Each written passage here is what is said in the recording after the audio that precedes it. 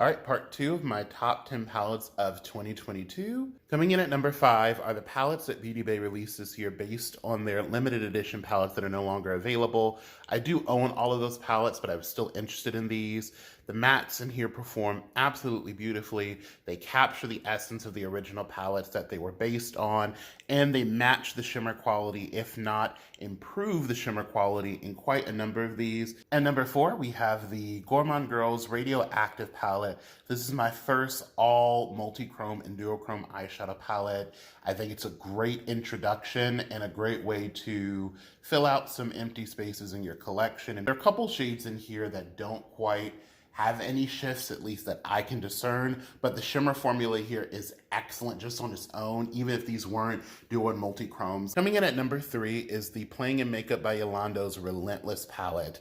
This is a brand that I've owned a couple palettes from, and I've had kind of hit or miss experiences, but this one knocked it out of the park for me and reinvigorated my interest in this brand. It's going to be a similar tale for number 2 as well, but I love just how warm this rainbow palette is, the variety, the depth. The mattes are pigmented, but still buildable. I'm not super huge on buildable formulas, but I know a lot of people are.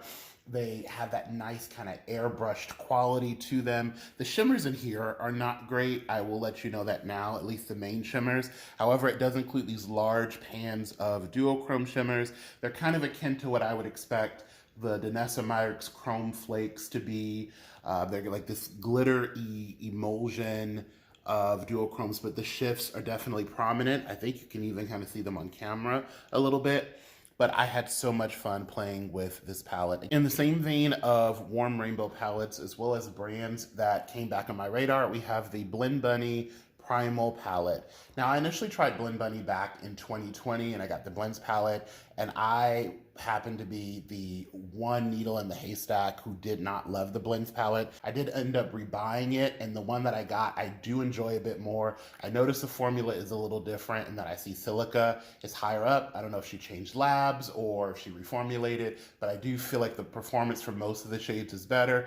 But this palette here actually got me interested in the brand again. This is what I wish I would have gotten out of Blends. The mattes are so vibrant, so pigmented, and not that Blends isn't pigmented, but it's a much darker kind of cool tone rainbow palette. This is a lot warmer, more vibrant. She did an excellent job with these blueberry blurple tones, just phenomenal job. They show up very well. The pastels pack a punch.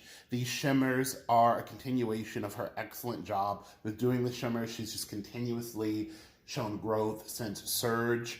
I really like this palette. I think it's an excellent complement to Blends. And then coming in at number 1, which should be no surprise if you know me, it is the Cosmic Brushes Serenity palette.